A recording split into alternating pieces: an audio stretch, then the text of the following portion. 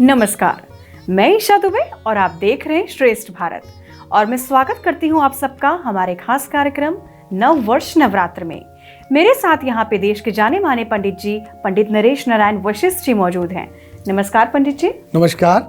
मैं स्वागत करती हूँ आपका हमारे खास कार्यक्रम नव वर्ष नवरात्र में। आज नवरात्र का 7वां दिन है, यानी कि आज का जो दिन है वो माता कालरात्रि को समर्पित है।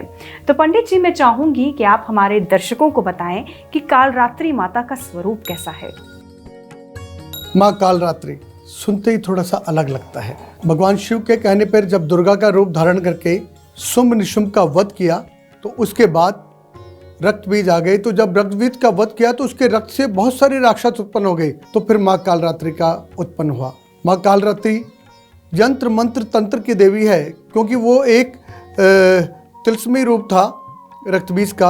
एक बीज से हजारों राक्षस पैदा हो रहे थे, तो वो यंत्र मंत्र तंत्र तीनों की सिद्धियां उनके पास थी। तो उन्होंने भूत पिशाच, जितने प्रेत, जितनी बाधाएं थे, सबको खत्म करी और अपने खप्पर में उसके रक्त को भरकर उसको ग्रहण किया, ताकि एक भी रक्त की बूंद नीचे ना गिरे। अगर वो गिर गई तो दोबारा राक्षस उत्पन्न हो जाएंगे। तो वो माँ कालरात्रि का रही। तो जैसा कि पंडित जी आपने बताया कि माँ कालरात्रि का जो संबंध है वो तंत्र मंत्र जैसी क्रियाओं पे भी उनकी पूजा अर्चना की जाती है। तो मैं आपसे जानना चाहती हूँ कि माँ कालरात्रि जो हैं, पहले तो आपने जैसे कि उनकी उत्पत्ति के बारे में बताया, लेकिन अब मैं चाहती हूँ कि आप हमारे दर्शकों को बताएं कि जो भक्त आज के दिन माँ कालरात्रि की पूजा अर्चना करना चाहते हैं उनके लिए क्या सटीक विधि रहेगी। लाल वस्त्र धारण करने चाहिए। लाल वस्त्र में एक अलग ऊर्जा होती है। लाल एक उत्तेजना का रंग है। किसी भी चीज की अति लाल होती है। जब आप शर्म के मारे होते हैं तो लाल होते हैं, जब आप खुशी से होते हैं तो लाल होते हैं, जब आप दुखी होते हैं तो लाल होते हैं। तो जब लाल हो जाते हैं तो आपकी अति होती है, तो वो उसको धारण करना चाहिए। जब अति हो गई और रक्त बीज उत्पन्न हो गए, एक रक्त से हजारों हो गए, तो माने लाल वस्त्र धारण करा और अपने अंदर उस शक्ति को समाया और उस रक्त बीज के हर रक्त को अपने अंदर ग्रहण किया। यंत्र मंत्र तंत्र तीनों की शक्तियाँ उनके पास थी और उन्होंने उनकी आराधना करी। गुड़ का भोग लगाते हैं, गुड़ से बनी चीज़ें। गुड़ हमारे यहाँ नेचुरल लाल मीठा है, उसको कहीं करना नहीं पड़ता, वो नेचुरल लाल है। तो पहले के लोग आते थे तो गुड़ ही खिलाते थे। कोई मंगल कार्य होता था तो गुड़ देते थे। तो गुड़ वो है कि जिसे हम माँ को भोग लगाते हैं। गुड़ के चावल बनाते हैं, गुड़ की मिठाइयाँ बनाते हैं, और गुड़ को गुड़ के रूप में भी अगर उसको अर्पित किया जाए तो ये भोग माँ कालरात्रि को बहुत प्रिय है। तो जैसा कि पंडित जी ने आप लोगों को बताया, जो पूजा विधि आपने पंडित जी ने आप लोगों को बताई है, मैं पूरी उम्मीद करती हूँ कि आप उसका पालन करेंगे और कालरात्रि माँ आप पर कृपा जरूर बरसाएंगी।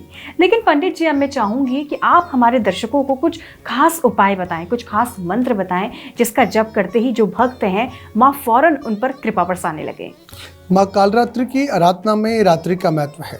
अंधेरे में उसकी आराधना बहुत शक्तिशाली होती है, क्योंकि अंधेरे में ही राक्षसों की उत्पत्ति होती है। आप लाल आसन बिछाइए, लाल रंग के वस्त्र धारण कीजिए और देवी को लाल वस्त्र पर ही बैठाइए, लाल आसन दीजिए, खुद भी लाल आसन पर बैठिए और उनके मंत्र का आह्वान कीजिए। ओम श्री कलिकाय नमः, ये माँ का बीज मंत्र है।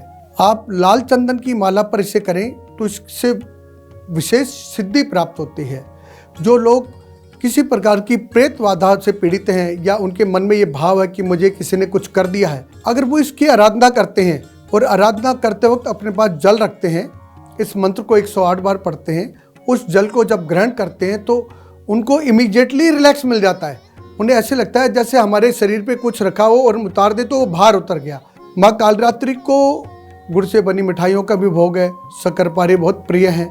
तो इसलिए माँ को जब प्रार्थना करें तो स्वच्छ मन से करें और ये सोच के चलें कि हमें विजय प्राप्त करनी है शोक पर, विजय प्राप्त करनी है कर्ज पर।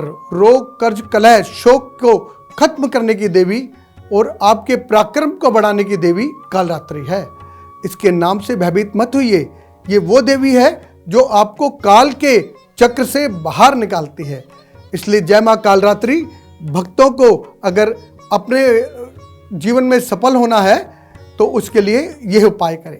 ओम श्री कालिकाय नमः। जैसा कि पंडित जी ने बताया, आप इस मंत्र का जाप करके माता से हर सिद्धि को प्राप्त कर सकते हैं और अपने सभी कष्टों को दूर कर सकते हैं।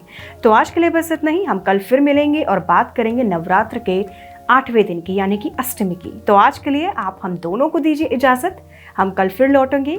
तब तक के लिए नमस्कार। नमस्कार। जय माँ कालरात्रि।